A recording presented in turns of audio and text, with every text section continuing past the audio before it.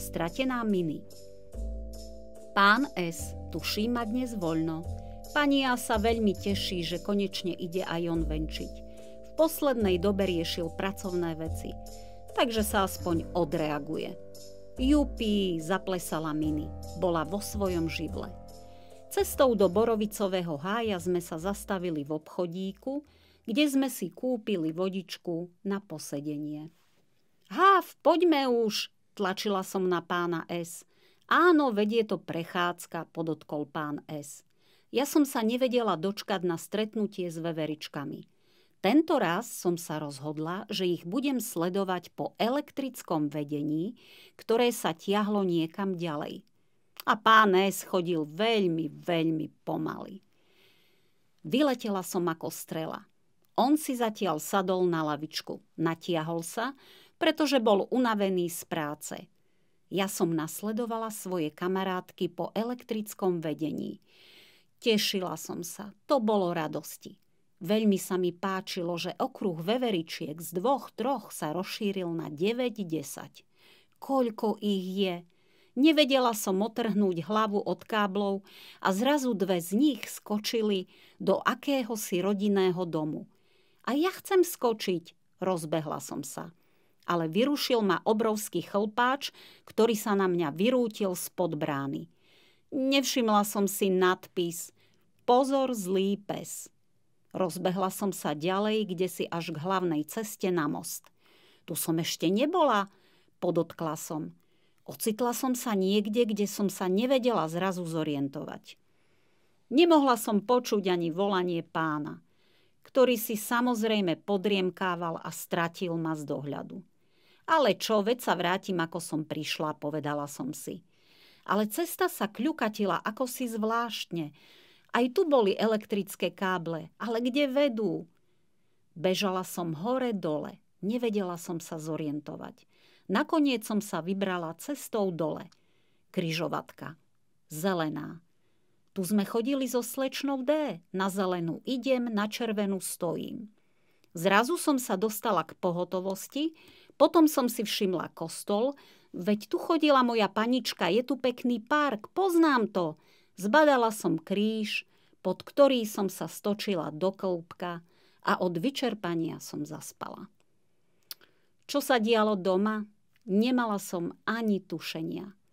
Viete si, deti, predstaviť ten strach, ktorý som prežívala? Predstavte si, že stratíte nejakú hračku, alebo sa zatúla vaše obľúbené zvieratko. Tie pocity neboli príjemné. Podobné pocity prežíval pán S., ktorý si myslel, že Mini sa vrátila domov. Domov alebo nebodaj na lavičku. Kde som ju naposledy videl?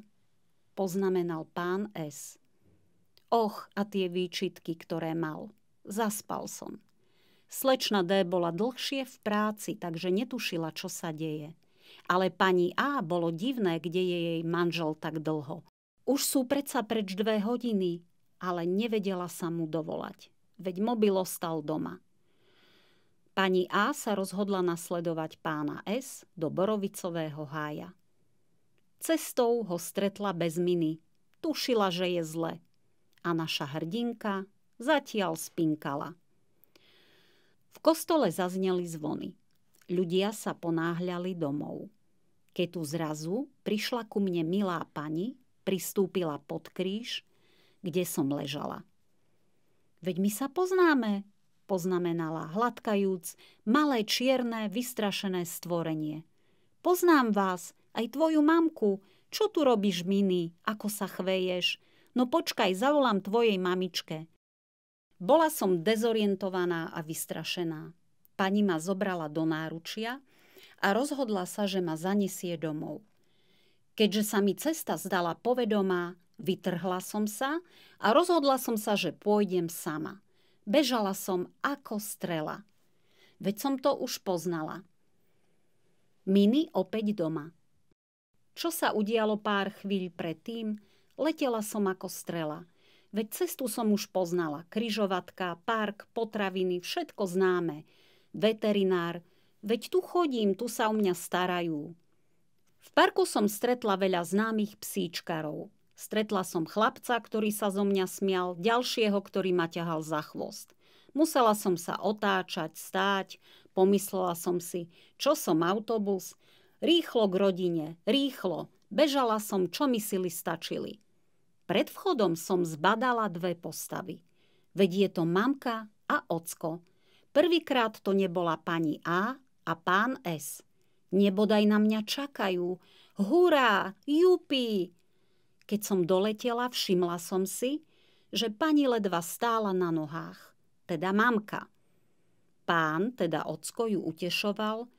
Ach, tá úľava a radosť. Už nič nebolo dôležité. Zrazu som sa pred nimi zjavila. Bola som živá, vrtošivá a vystrašená. Bola som to ja. Mini, ty moja nádherná Mini, povedala pani A. Hodila som sa jej rovno do náručia. Slzy vystriedali radosť. Čo tu robíte? Opýtala sa slečna D, ktorá sa vrátila z práce a bola svedkom dojímavej scény. V zápätí som zareagovala. Nič sa nedieje, len sme sa tu takto stretli. Milé deti, viete si predstaviť, aká som bola šťastná, keď sme sa všetci stretli a videla som tú radosť, ako sa o mňa boja? Rýchlo som skočila do koterca a od vyčerpania zaspala. Vrátila, preriekla sa pani A. Odkiaľ sa vrátila, nechápala slečna D. Pán S podotkol, ale nič, trochu sa zatúlala. Trochu, nechápala slečna D. Neostávalo nič iné, iba všetko vysvetliť. Hlavne je všetko v poriadku. Som so svojou rodinou, ktorá sa o mňa bála. Ešte sa nikto o mňa nebál. Mám mozajstnú rodinu. Už nikdy nepoviem, že sú to nejakí dočasní opatrovníci. Som veľmi šťastná, poznamenala Mini. Konečne mám ozajstnú rodinu. Zaspala som a snívala som o tom, ako mi je dobre. Ale snívala som aj o niekom inom. O Egonovi a o Haniskej. Výlet Haniská. Na druhý deň sme sa vybrali na spomínaný výlet. Všetci sme sa tešili a vykazovali známky spokojnosti. Keďže bola sobota a návštevné hodiny boli neobmedzené, rozhodli sme sa, že nakúpime psie dobrodky a rozdáme všetkým psíkom v útulku. Neskutočne som sa tešila. Od rána som poskakovala a opakovala. Stretnem Egona. Konečne. Cestou sme sa všetci smiali, radovali a rozprávali veselé príbehy z detstva. Každý mal povedať najsmiešnejšiu príhodu, ktorú zažil. Prideľovali sa body. Víťaz mal 10 bodov. A viete, kto vyhral? Pán S, ktorý tých príhod mal neskutočne veľa. Ale najvtipnejšia bola, ako sa raz ako dieťa stratil, keď mal 5 rokov. Rozhodol sa sám cestovať, dostal sa až na električku, s ktorou sa odviezol priamo na hlavnú stanicu. Áno, zablúdil. Možno to nebolo až také smiešne, poznamenala Mini. Ale v tej chvíli po udalostiach so mnou všetci sme sa zasmiali a predstavili sme si, ako sa náš otec vezie v električke. Navyše pán S sa musel snažiť, pretože okrem toho, že mal získať 10 bodov, bol týždeň oslobodený od venčenia so mnou. A to v jeho prípade bolo asi celkom rozumné. Keď sme sa konečne dostali do útulku, zaparkovali sme, vybrali dobroty pre psíkov a poďme. Nasledovalo zvítanie s psíkmi, vrtela som chvostíkom. Aký, Maxik, Baška. A kde je Egon? Nechápala som. Nie je tu. Ale neboj, Mini, poznamenala slečna D. Možno ho niekde premiestnili. Pôjdeme za majiteľkou útulku a spýtame sa. Zistíme, povedala slečna D. Majiteľku sme nenašli, ale teta, ktorá sa starala v ten deň o zvieratká, s radosťou oznámila, že istá dobrá rodina si Egona osvojila. Konečne má aj on svoju rodinu, poznamenala pani. Aj my sme boli šťastní, ale trochu zaskočení. Milá pani nechápala. Viem, že tu chodíte, dám vám adresu, iste ho nájdete. Je to rodina z Košíc. Nebuď smutná, Mini, nájdeme Egona, povedala slečna D. A budete sa chodiť spolu hrať v parku. Musíme ho nájsť, poznamenala som. Keď sme sa vrátili domov, rozhodli sme sa, že zavoláme majiteľovi Egona. Ale v tento deň nikto nebral telefón. Možno sú niekde na výlete, poznamenala som. Nevadí, máme adresu, ale keďže bola sobota a prišli sme neskoro, nechceli sme otravovať a rozhodli sme sa, že zavoláme na druhý deň. Udalosti dnešného dňa nás unavili. Zaspali sme s tým, že je skvelé, že má Egon novú rodinu. Nech to tak ostane, nech ho ľúbia ako mňa, poznamenala som. Ale v kútiku duše som bola smutná, pretože som sa bála. Bude mať takých dobrých ľudí ako ja? Na druhý deň sme zavolali pánovi Egona. Bol veľmi milý po hlase. Už to bol znak dobrej situácie. Povedala Mini. Prepáčte, ozval sa otec. Hľadáme psíka Egona. Teda aj my máme psíka, volá sa Mini. Naša Mini si ho veľmi obľúbila po návšteve útulku a chceli sme sa opýtať, či by vám nevadilo, aby sme sa pohrali v parku a tak občas stretli. Dozvedeli sme sa, že bývate na Komenského v Košiciach. Pani z útulku nám dala vaše číslo, vyjachtal otec. Áno, máme Egona, psíka. Ale viete, poznamenal pán, o týždeň sa sťahujeme do Bratislavy, pretože naša vnúčka je chorá. Zobrali sme ho viac menej na naliehanie vnúčky, podotkol pán. Mysleli sme si, že je pre ňu dobrým spoločníkom. Ale ak vám to nebude vadiť, môžeme sa stretnúť. Samozrejme, podotkol pán. Dobre, súhlasíte o 14:00 na Komenského v parku? Áno, súhlasíme. Keďže Mini všetko počula, vrtela chvostíkom a veľmi sa tešila. Len bola smutná. Zistila, že Egon je nakrátko, nakoľko sa noví majitelia rozhodli presťahovať preč z mesta. Ale keďže ocko vykazoval známky radosti, nechcel nám asi všetko povedať, tak sme sa tvárili, že sme tú druhú stranu správy nepočuli. Netušili sme, že tých stretnutí bude málo, ale tešili sme sa na 14:00 hodinu. Vyparádila som sa, zobrala som si ružovú mašľuch, chcela som sa vyčesávať, no aby som sa páčila. Bolo to radosti, haukania, vrčania a skákania pri stretnutí s Egonom.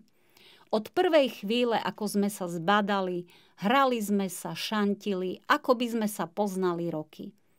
Viete, podotkol pán Egona, sťahujeme sa do Bratislavy.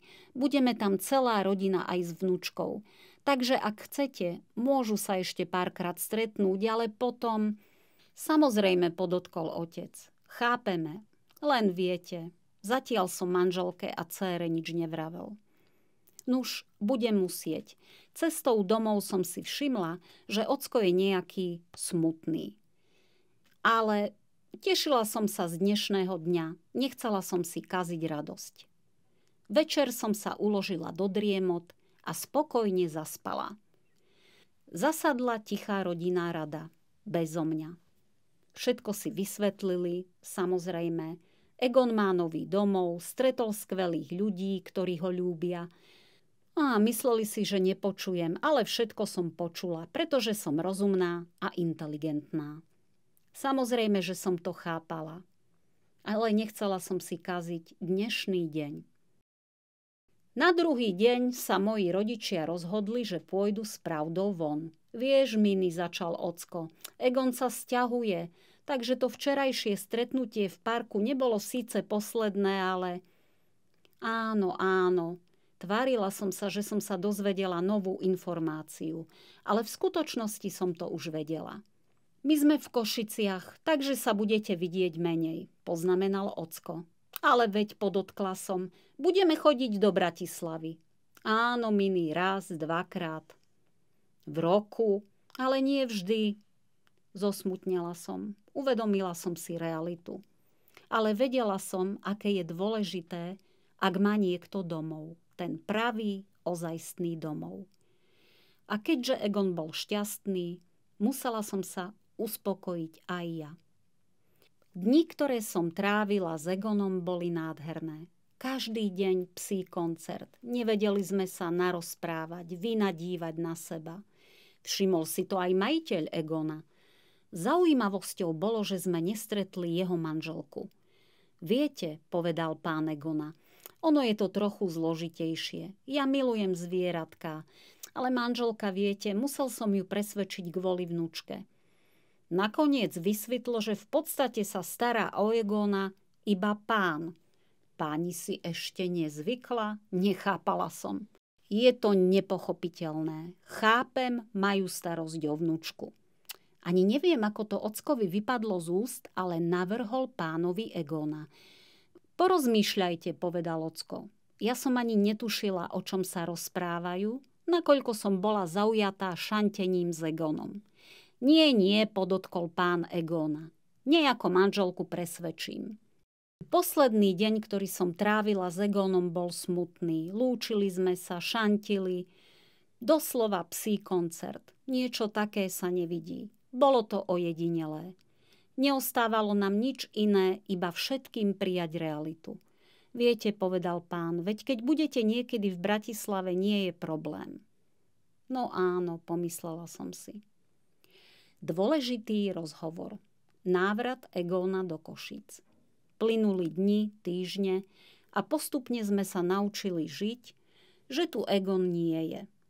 Bolo nám smutno, až raz, neskoro večer, zrazu zazvonil telefón. Ocko dvihol. Čože, vraciate sa? Nechápali sme. Egon príde naspäť do Košíc, povedal ocko. Naša radosť bola neskutočná. Navždy? Spýtala som sa. To ešte neviem iný, ale prídu, takže sa zajtra stretneme. Tešíme sa na naše stretnutie s Egonom. Hurá, už som sa nevedela dočkať. Konečne budem s ním tráviť opäť viac času. Stretnutie Miny s Egonom. Bolo to opäť radosti, šantenia, bláznenia. Ako by sa Miny s Egonom nevideli iba chvíľu. Zdalo sa nám, že pán Egona je nejaký smutný. Napokon, keďže ocko bol psychológ, po rozhovore s pánom vysvetlo, že sa vrátili s manželkou, ale manželka sa vracia do Bratislavy, aby pomohla dcére s vnúčkou. Vnúčka mala vážne ochorenie a viete, doma je doma, mám tu aj prácu a vôbec. Budem častejšie cestovať.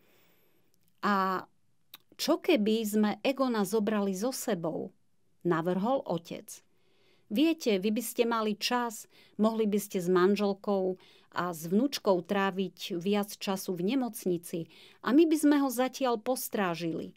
Miny sa potešila. Ak súhlasíte. Viete čo, povedal pán, nie je to zlý nápad, ak vás to nebude obťažovať. Samozrejme, môžeme sa dohodnúť. 2-krát do týždňa zoberieme Egona a napokon bude s ním Miny tráviť viac času. S pánom sme sa dohodli. Keďže radi cestujeme na dedinu do Vechca, rozhodli sme sa, že pôjdeme všetci. Pán Egona sa veľmi potešil. Má aj meno. Volá sa Fero. Skamarátili sme sa a stali sme sa rodinnými priateľmi. Vďaka mne a Egonovi sme sa zblížili. Cestou, keď sme išli cez Herľany, zastavili sme sa v prírode, kde je krásny lesík. Tam som to milovala, chcela som to ukázať aj Egonovi. Egon bol trošku bojazlivý, ja som bola veselá a smelšia. Keď sme dorazili do Vechca, pálila som si to rovno do kuchyne, pretože som vedela, že dostanem tajne šunku. Samozrejme, moji rodičia sa tvárili, že nič nevidia. Spolu s Egonom sme sa rozbehli do letného domu k tete Ľube. Hneď sme dostali pamlsku. Egon bol zatiaľ pozorovateľom a slušným hosťom, ale po chvíli sa z Egona stal domáci. Zapadol k nám do rodiny. Boli sme veľká rodina. Keď prišli deti, bol to ako futbalový zápas. Nezabudnem na tú radosť. Stali sme sa veľkou rodinou a Egon patrí k nej, hoci len na chvíľu a niekedy, ale je našou súčasťou. Tešila som sa. Nič krajšie a lepšie som si nemohla prijať. Deti, môžem vám dať jednu radu na záver? Pomáhajte si a hlavne pomáhajte tým, ktorí vám to nevedia vrátiť. To je najkrajšie na svete. Vaša Mimi.